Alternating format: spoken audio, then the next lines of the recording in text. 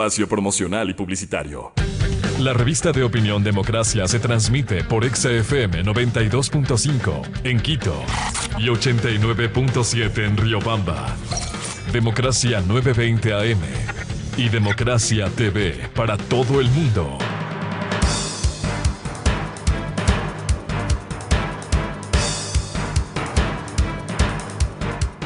7:48 en el territorio continental ecuatoriano. En la revista de opinión Democracia seguimos buscando la verdad. Y esto es importante en los diferentes campos que nos atañe a los ecuatorianos. Hoy queremos dar paso a un debate sobre este tema que está en debate en el Ecuador, la focalización de los precios de los combustibles o el congelamiento, como ha sido decisión iniciada en el anterior gobierno y que continuara en el proceso de actualización de las bandas cuando hay hoy una demanda para el congelamiento de los precios de los combustibles. El gobierno ha ofrecido la focalización y eso está pendiente aún para conocer y que haya respuesta desde los diferentes sectores que se han movilizado y que incluso han llegado a medidas de hecho. Quiero dar la bienvenida al secretario ejecutivo de la Cámara de Derivados de Petróleo, Osvaldo Erazo, al experto petrolero Miguel Robalino y al experto en movilidad Guillermo Abad. Bienvenidos. Don Osvaldo Erazo, ¿cómo afrontar este tema que venimos hablando tanto tiempo y que permite también manejar un discurso desde el sector social, desde los gremios, y algo irreductible como es, o se congelan los precios o seguirán las manifestaciones? Muy buen día, don Osvaldo Erazo. Don Miguel, qué gusto saludarle a través suyo a toda la audiencia de Radio Democracia y también un saludo muy especial a Guillermo Abad y a Miguel Robalino. Sí, en realidad los precios de los combustibles han estado subsidiados durante 45 años y nos hemos acostumbrado a tener un precio subsidiado. Y claro, y el hecho de que venga este proceso de incremento mensual hace que el consumidor un poco se moleste con esta situación porque obviamente tiene para consumir, tiene para adquirir menos combustible. Pero esta situación no justifica la paralización o no justifica, peor todavía, una posible violencia como sucedió en el año 2019. En el 2019 ya se aplicó una medida de shock, a pesar de que nosotros como Cámara de Distribuidores, nosotros decíamos de que debería irse ajustando los precios gradualmente, ¿no es cierto? Y nosotros decíamos mediante un piso y un techo y que se vaya ajustando por centavos. Después le puso el gobierno de Moreno a eso, le puso nombre sistema de ajuste de franjas, pero en realidad nosotros desde antes, hace años atrás, decíamos de que lo más conveniente era un ajuste mensual por centavos para evitar una medida de shock como se aplicó en octubre del 2019, una medida de shock que fue antitécnica y totalmente inconsulta, a la cual nosotros no estuvimos de acuerdo y que nosotros ahora en lo que se refiere al gradualismo, eso era lo que nosotros desde antes estábamos recomendando. ¿Y por qué antitécnica cuando aquí debiera reflejar la parte técnica en un asunto que no se ha entendido desde la visión política y social? Bueno, en realidad los precios más bien han tenido un ajuste no técnico, sino más bien un ajuste político, porque más bien no olvidemos de los efectos que tiene principalmente los precios del gas. El gas tumbaron algunos gobiernos, entonces el precio del gas tumbaron algunos gobiernos y este gobierno también está manteniéndose en lo que es el precio subsidiado del gas, que también estamos de acuerdo que también debería mantenerse el precio de lo que es la gasolina pesca artesanal. Pero lo que se refiere al diésel y las gasolinas, y el gobierno ya tiene que apresurarse en definir, primero, cuál es el objetivo de los subsidios, porque no olvidemos que los subsidios son parte de la política fiscal, de la política energética y la política social. Y no se puede manejar simplemente los tres tipos de política, solamente con precios de los combustibles. Es potestad del presidente de la República el mantener los precios, incrementarlos o bajarlos. Pero ya debería definir cuál es la medida de focalización y cuál va a ser la medida de compensación. Primero, en lo que se refiere a lo que es calidad de los combustibles, porque los precios se están ajustando a precios internacionales y también la calidad también debería irse ajustando a calidad internacional. Compensación también para el sector social y para las estaciones de servicio, porque este incremento de precios no beneficia en absolutamente en nada a las estaciones de servicio. Y más bien, como tienen congelado un margen, no es en porcentaje, pero en cambio los impuestos que se tiene que pagar sobre el precio en terminal, ese sí va incrementando. Y obviamente, ¿de dónde sale? De los recursos de las estaciones de servicio.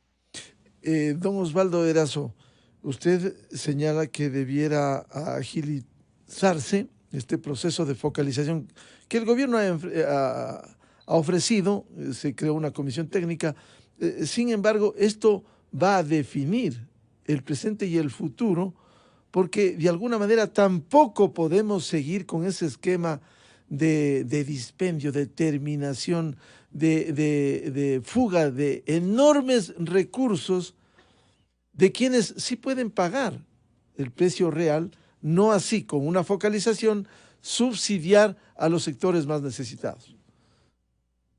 Exacto. Los subsidios de por sí no son buenos ni malos, o sea, depende de cómo se los aplique y a quién se los aplique. Sí, lastimosamente la aplicación de los subsidios aquí en el país sacaron 0/10 porque no se redistribuyó la riqueza a nivel nacional. Ahora, se debe definir cuáles van a ser los beneficiarios, en qué monto, en qué producto, en qué precio. Sí, para que ya se defina la focalización a estos beneficiarios mediante compensación. Esto quiere decir que el beneficiario adquiere el combustible a un precio y la diferencia simplemente la reclama mediante factura al SRI o a través de la banca pública. Porque esto es importante, don Osvaldo Erazo. Quisiera darle la bienvenida a Miguel Robalino, experto petrolero, y preguntarle cómo resolver un tema tan complejo como fue el mantenimiento por décadas del subsidio a los combustibles y hoy la focalización y la compensación, como decía Osvaldo Erazo, con una circunstancia especial. Es bueno ilustrar que en el pasado reciente cuántos recursos se perdieron al no pagar un precio real, quienes sí pueden hacerlo. Don Miguel Robalino, muy buen día. Buenos días, Miguel, un saludo cordial a Osvaldo, a Guillermo, un placer compartir con ellos esta entrevista. Miren, el Ecuador es un país que se ha caracterizado por ser en la región, por tener los más altos porcentajes de los subsidios. Considerando que los subsidios desde su estructura o diseño nunca fueron parte de las economías de los países y son los que generan los déficits fiscales, normalmente.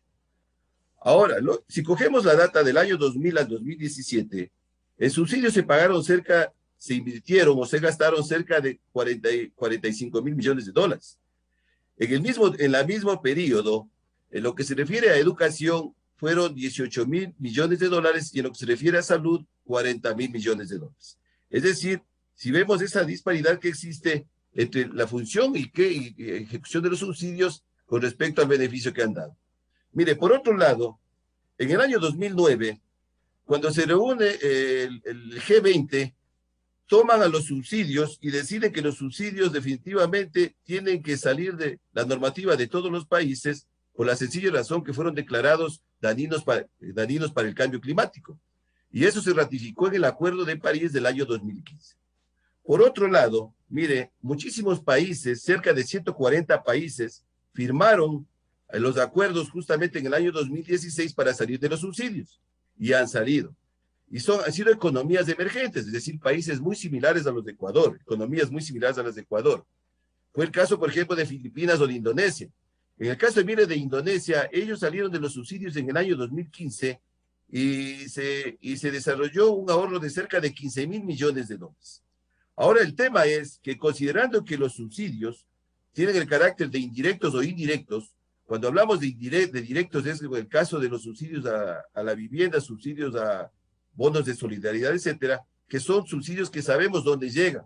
En cambio, los que tienen el carácter de indirecto, como es el caso de los combustibles y de la electricidad, son inciertos y definitivamente esos son los que no hay la forma o manera de controlarlos. Ahora, el Estado lo que tiene que hacer, en primer lugar, es centralizar esta operación de los subsidios a través de cualquier institución. ¿Por qué centralizarlos? Centralizarlos primero para poder mantener información actualizada, porque hemos conocido de muchas fuentes que en el caso, por ejemplo, de los subsidios directos, que se supone que son los que más control se tiene, por la falta de información actualizada, se ha incurrido en que ha habido, en el caso de los bonos estos de solidaridad, gente que ha cobrado y que ya ha estado fallecida hace muchísimos años. Entonces, mi primera recomendación, hay que centralizar toda la operación de los subsidios para poder controlar. El segundo, lógicamente, el subsidio hay que entender que es un análisis matemático, es decir, el subsidio es una fórmula que se la hace por producto y lógicamente en base a la oferta y la demanda. Y eso no solo en los combustibles, sino en cualquier otro vector, como puede ser vivienda, salud, etc. ¿Yo por qué digo esto? Porque los subsidios definitivamente, la mejor política pública para poder bajar el contrabando y bajar el consumo de combustibles es justamente la eliminación gradual de los subsidios, pero focalizando y lógicamente también con medidas de compensación, que son dos cosas diferentes. Ahora, si vamos al caso de Ecuador, mire, cogemos la data de más o menos 9 países de la región. Y en 9 países de la región, si cogemos los costos o los precios del diésel y de la gasolina, partimos desde $1.69 en el caso del diésel y más o menos llega hasta $4.35. Y en el caso del diésel, en el caso de la gasolina, cogiendo esta data de estos 9 países de la región, los precios van desde $2 y llegan hasta casi $6. Entonces, ahora, el tema es el siguiente. Todos los países tenemos acceso a los precios internacionales del petróleo, porque el petróleo prácticamente por cada $10 que sube el precio del barril, eso afecta en 0.25 centavos a cada galón de combustible. Eso dice la técnica. Ahora, por otro lado, mire, cuando todos los países tenemos acceso al mismo precio internacional del petróleo, porque hay que considerar que el precio internacional del petróleo viene dado por los grandes productores. Definitivamente países como Ecuador o muchos de la región, lo que tenemos que aceptar esta variable que es independiente, simplemente tenemos que acogerla y ver cómo la manejamos internamente. ¿Qué es lo que pasa con los precios? Al tener el mismo precio internacional del petróleo, en cada país definitivamente los precios de los combustibles van a diferenciarse por los diferentes impuestos y subsidios, lógicamente. Ese sería un primer enfoque. Ingeniero Miguel Robalino, ¿cómo hacer entender técnicamente a sectores políticos, sectores sociales, muy respetables, por cierto, que dicen no al congelamiento de los precios de combustibles frente a una realidad que usted nos ha descrito claramente, no al congelamiento, focalización, sí, pero no al congelamiento, eliminen los decretos. ¿No resulta muy difícil mantener ese esquema del no congelamiento con todo lo que ha ocurrido durante décadas en el Ecuador, ingeniero Robalino? Mire, cuando los subsidios están en su vigencia, hay que analizar quiénes se benefician.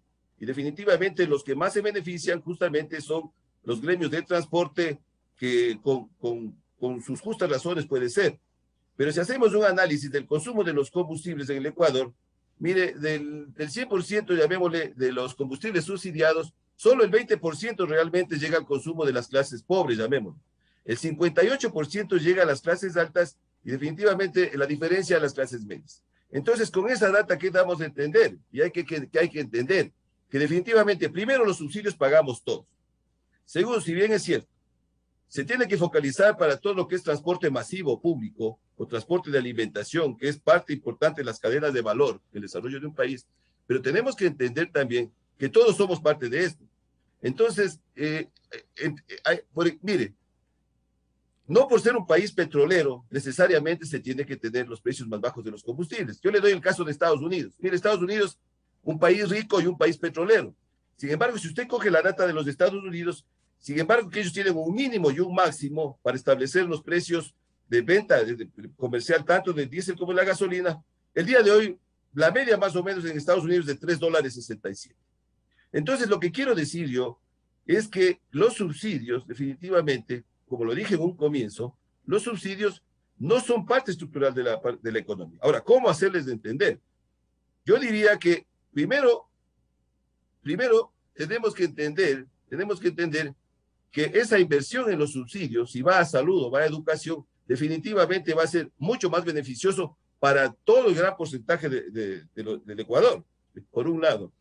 Por otro lado, entender que países como Perú y Colombia, que si bien es cierto, uno de los objetivos en ir eliminando los subsidios es llegar, de cierta forma, a los precios internacionales para bajar un poco el tema del contrabando, pero también, si bien es cierto, el gobierno en este punto, porque como muy bien Osvaldo lo ha determinado en algunos medios, en el caso, por ejemplo, mire, de la gasolina, nosotros estamos ya con una media más o menos de 2.50, que respecto, por ejemplo, a Colombia, ya hay una diferencia, muchas veces ya estamos sobre los precios de Colombia, pero la diferencia es la calidad del combustible.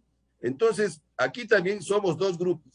Los grupos puntuales, donde hay que focalizar, como son los del transporte, pero también somos el gran grupo, que somos los ecuatorianos, que necesitamos compensación.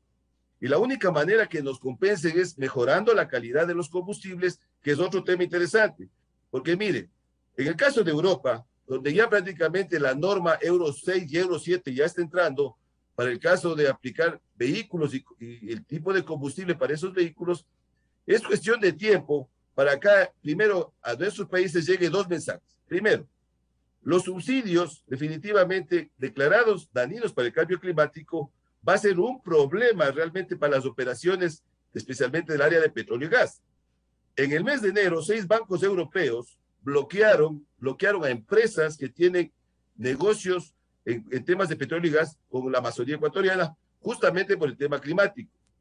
Entonces, ¿qué quiero decir con esto? Esto se viene por un lado, y por otro lado, el tema de las aplicaciones de las normas Euro 5, Euro 6, también se va a venir por otro lado.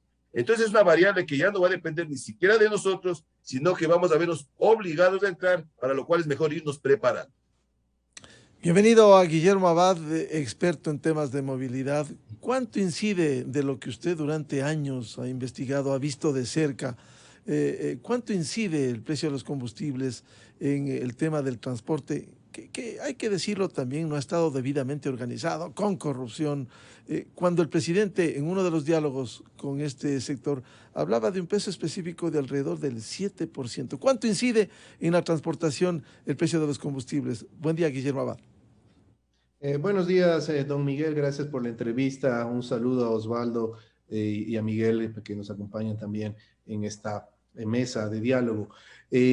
Bueno, primero es importante indicar que el subsidio a los combustibles es el subsidio más inequitativo que hay en el país, porque se subsidia a una gran cantidad de personas que tienen las posibilidades de pagar una tarifa real del combustible.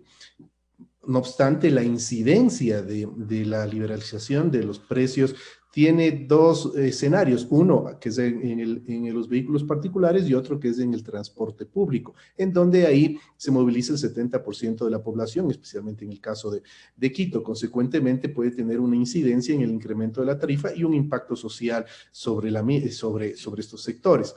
Ahora bien, ¿cuánto incide en el incremento de los combustibles en la estructura de costos de una operadora de transporte? En un 10%. Ese es el rubro de combustible y de la incidencia porcentual que se tiene en el costo de operación del transporte público. Ahora, también esto va a depender mucho de cómo esté estructurada esta malla de costos en el servicio de transporte. En el caso de Quito, por ejemplo, y que tiene una tarifa de 35 centavos en tanto y en cuanto se cumplan con ciertos parámetros de calidad de servicio. Y justamente estos parámetros son los que van variando la estructura de costos. En el caso de Quito, el personal directo tiene un 39% de peso en la estructura de costos. La depreciación del vehículo un 14%, el costo de mantenimiento del vehículo un 16% y el combustible un 10%. Esto qué quiere decir que a la final la incidencia, la variación de combustible en este último periodo de incremento que se ha dado desde el 10 de julio del 2020 hasta el 12 de octubre del 2021, el incremento del combustible ha sido en un promedio del 3.5%, y la variación de la tarifa en el caso de Quito, considerando esta estructura de costos, no superaría los 2 centavos de dólar. Entonces, es un costo bastante bajo, en realidad la incidencia es bastante baja, considerando el cumplimiento de todos estos parámetros. Es decir, si no se cumplieran los parámetros, pues la incidencia en el costo de la tarifa sería bastante reducida. Es decir, no superaríamos el 0.3% de incremento de la tarifa, que estaría bordeando entre 1 y 1.5 centavos en el caso de Quito. Ahora bien, para finalizar la idea, es importante que al tener un factor exógeno sobre esta estructura de costos de la tarifa, que es el caso de la liberación del combustible, sí se lo focalice. Y la focalización debe darse de manera tecnológica. No debemos cometer el error de transferir recursos directamente a las operadoras. Mire que el primer subsidio que se dio en el país fue en el periodo del gobierno del doctor Rodrigo Borja, donde se empezó con los subsidios al transporte, y en ese primer intento ya tuvimos problemas de corrupción con los dirigentes gremiales, inclusive uno de ellos fue a prisión porque se estaba en sus cuentas personales recibiendo las platas de los subsidios. Y así ha generado en todos estos años procesos, por decirlo menos complicados, por no hablar solo de corrupción, en la transferencia de esos recursos. Inclusive los transportistas han tenido que esperar mucho tiempo para recibir una compensación o un subsidio. Por esto creo que es importante que la metodología que está implementando el gobierno, que sea a través de los distribuidores, del que se retenga o se le pague al distribuidor ese valor, me parece importante. Y en un futuro, cuando ya se tengan sistemas integrados de recaudo, sistemas tecnológicos para el pago de la tarifa, pues ya se mande este subsidio directamente al beneficiario, que es el usuario del transporte público. Antes de continuar con la explicación de Guillermo Abad, quisiera darle la palabra a Osvaldo Erazo y decirle cómo, con estos señalamientos que han hecho el ingeniero Miguel Robalino y Guillermo Abad, cómo lograr esa focalización y esa compensación con estos indicadores técnicos, con estas cifras que nos han dado. Por favor, el audio. Totalmente de acuerdo con lo que dijo Miguel Robalino hace un momento. El análisis de los subsidios tiene que ser por producto.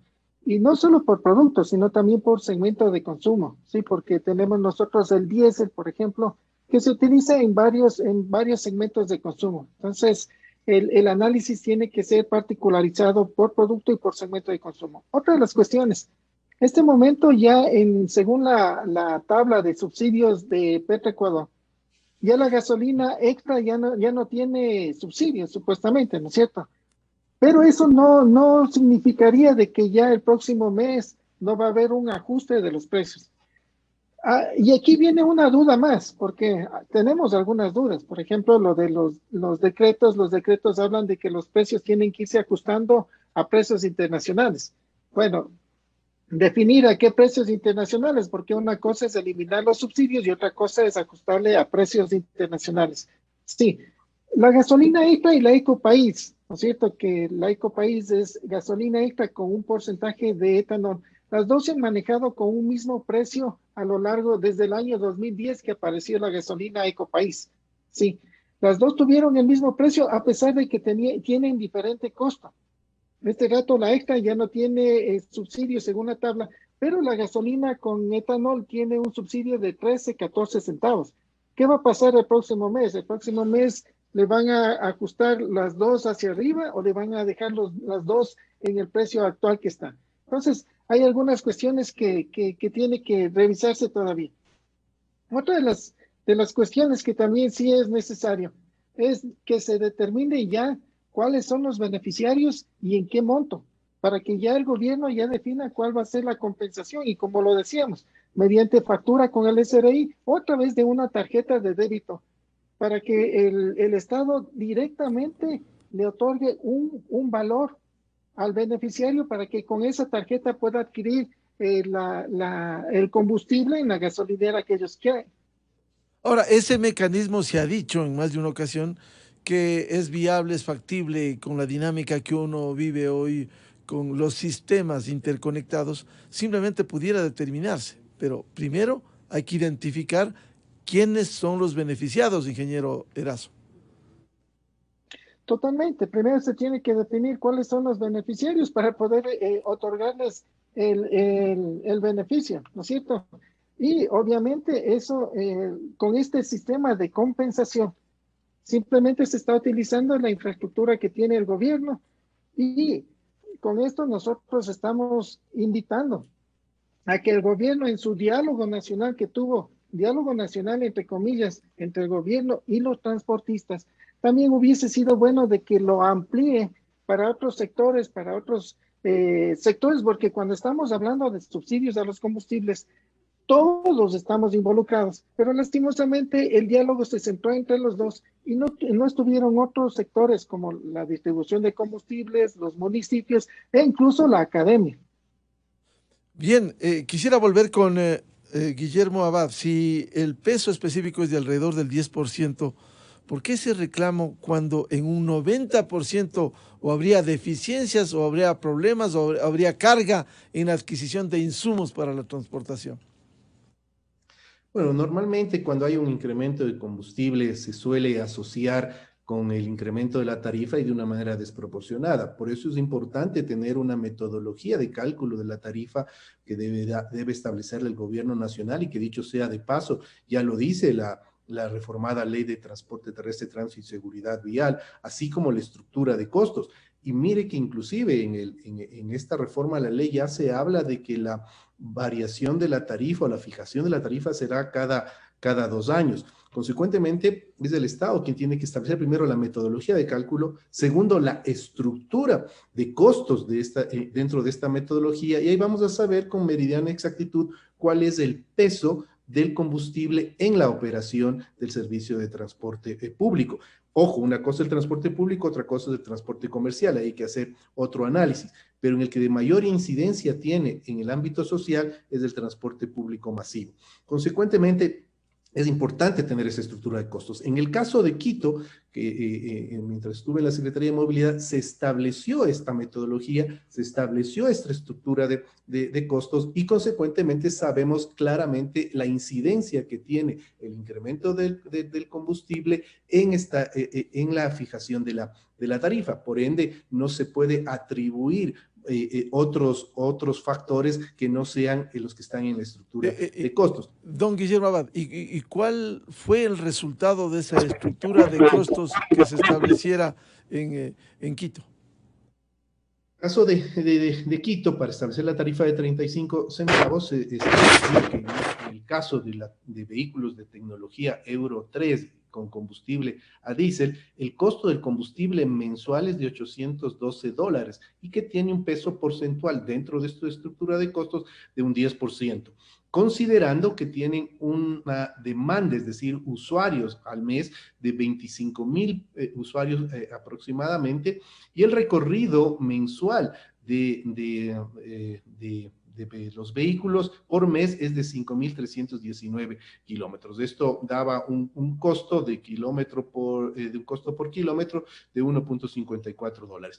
De este valor, el 10% es del combustible en la estructura de costos. Entonces, para poder determinar realmente cuál es la incidencia del incremento del combustible sobre la tarifa, es importante tener esta estructura de costos que el gobierno nacional debe trabajarla y va a depender mucho también de cada una de las diferentes ciudades y sobre todo de qué costos adicionales se van a tener dentro de esta estructura, porque reitero, en el caso de Quito, el 39% de los costos que se dan en la operación del servicio está dado en el personal directo, porque están exigiendo dos conductores, se exigen dos conductores, se exige una estructura administrativa, financiera y operacional en la operadora, y eso incide en el costo de la tarifa, pero específicamente en el tema de los combustibles es del 10%. Y en este periodo de tiempo, desde el 10 de julio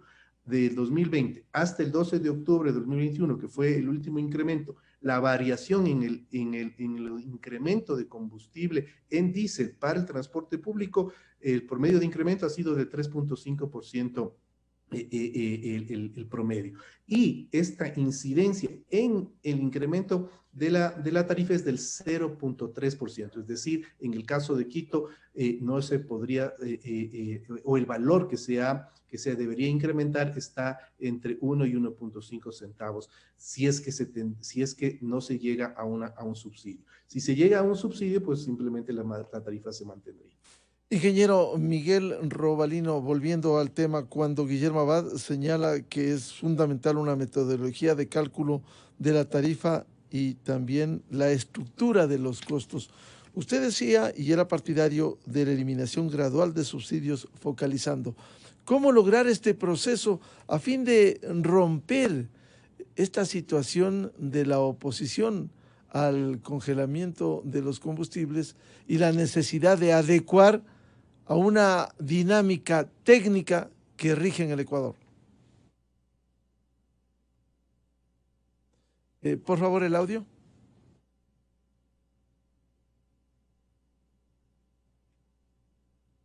Somos varios los actores en el tema de la eliminación de los subsidios, hay que estar claros. Cuando estos se iniciaron en el año 74, como bien lo dijo Osvaldo, son casi 45 y pico de años que hemos estado con los subsidios acompañados del país. Pero aquí hay varios actores. Yo diría que aquí hay tres momentos y varios actores. Los primeros actores definitivamente y con quienes que tienen que solucionarse en primera instancia es justamente con los gremios de transporte, focalizar. Hay los grandes actores que somos todo el pueblo ecuatoriano, que también necesitamos una compensación a los precios de los combustibles.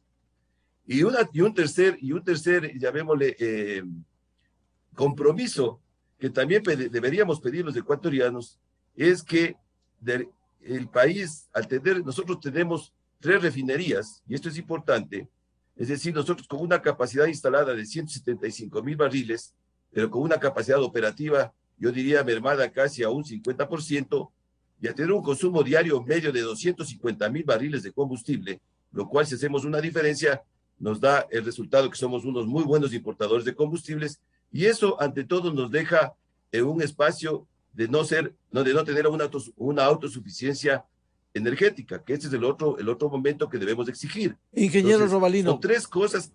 Sí, fundamental. Cuando usted dice compensación a los ecuatorianos, por cierto, tendrá que ser diferenciada, porque hay sectores que sí pueden pagar y hay sectores que no pueden pagar y se ven afectados y a los que habría que compensarles focalizando. No, yo cuando hablo de compensación, hablo de la calidad de los combustibles. O sea, esa es una compensación para nosotros, es general. Vuelvo y repito, focalización, lógicamente, a los gremios de transporte público, alimentos, etcétera, pero definitivamente compensación mejorando la calidad de los combustibles hacia todos los ecuatorianos. Es un tema sumamente importante. Claro, si me permite, compensación a los transportistas, más allá de los gremios, porque ha habido malas experiencias de quienes manejan a los transportistas. Sí, o sea, cuando yo hablo de compensación, digamos, a todos los vehículos privados, a todos los que hacemos en Ecuador, es de la calidad del combustible, sencillamente. En el caso de los transportistas, definitivamente, yo pienso que de alguna manera también tiene que entrarse a fases importantes. Mire, lo que voy a decir ahora es un tema que a mí me parece sumamente importante. Este es un momento histórico para el país, el tema de comenzar a eliminar los subsidios. Lógicamente, cuando se implantó el sistema de bandas, de una manera, yo diría, no técnica, no se instaló un sistema de compensaciones o focalizaciones. Lo lógico es que cuando se instaló el sistema de bandas hace un año, se debió trabajar paralelamente en este sistema. No se lo hizo, bueno, eso será tema de otra, digamos, análisis. Pero hay que hacerlo, pero habrá que hacerlo. Sí, habrá que hacerlo. Entonces yo lo que digo es, este momento histórico tiene que darnos lecturas también para ir avanzando en ciertas cosas. Mire, por ejemplo, hay muchos países donde prácticamente el sistema de transporte, especialmente público, ya está a través de carros eléctricos, sistemas eléctricos o sistema de hidrógeno verde.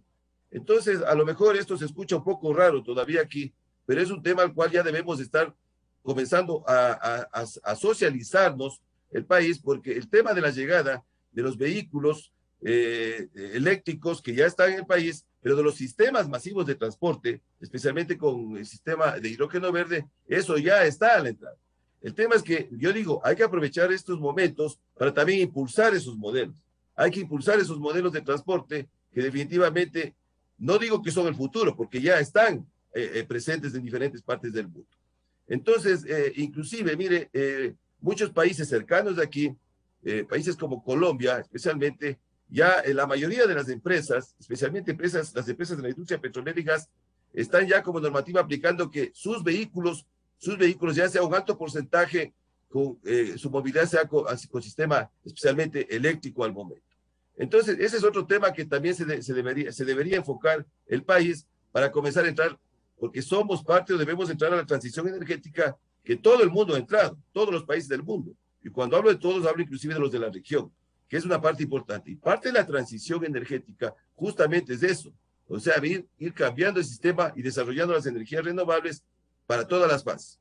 Porque cuando hablamos del combustible, también hay que entender que el combustible no solo es para el transporte, es para la parte naviera, es también para la parte de las termoeléctricas, en el caso de nuestro país, que si bien es cierto, el 95% del sistema eléctrico está con carga hidroeléctrica, pero el sistema de las termoeléctricas no hay que descartarlos. Y eso es otro tema que se tiene que considerar de alguna manera.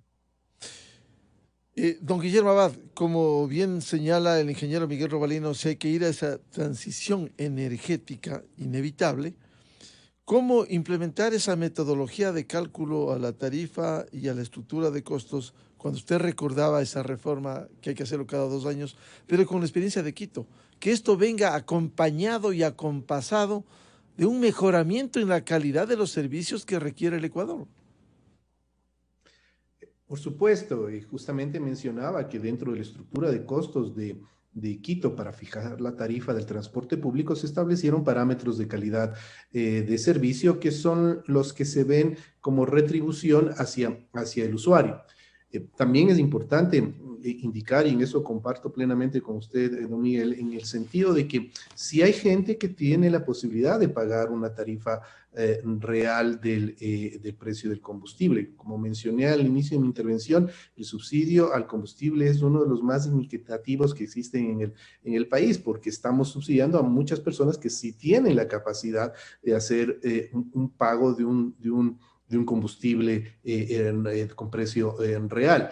Por eso es importante dentro de este análisis diferenciar al transporte particular con el transporte público y comercial, que tienen una incidencia de productividad y de índole social también en el caso del transporte público. Entonces, en estos sectores hay que buscar mecanismos, en los de público y comercial, mecanismos de focalización, de subsidio y de compensación.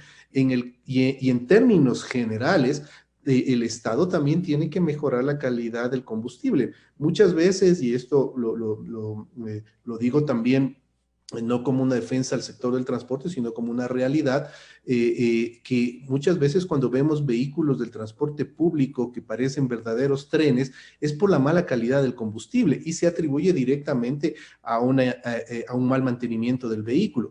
En muchos casos que usted puede importar un vehículo nuevo a diésel y resulta ser de que en sus primer encendido ya empieza a contaminar por la mala calidad del combustible. Entonces también creo que sí es importante y una obligación también del Estado en el caso de que se está liberalizando los valores del combustible, que se mejore la calidad del servicio, la calidad del combustible y que se note también como una compensación hacia el usuario.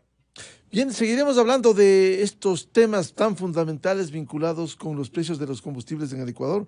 Quiero agradecer la participación esta mañana al ingeniero Osvaldo Erazo, secretario ejecutivo de la Cámara de Derivados del Petróleo, el ingeniero Miguel Robalino, experto petrolero, y el licenciado Guillermo Abad, experto en movilidad. Muchas gracias. Gracias por ilustrarnos en este tema de la fijación de los precios de los combustibles.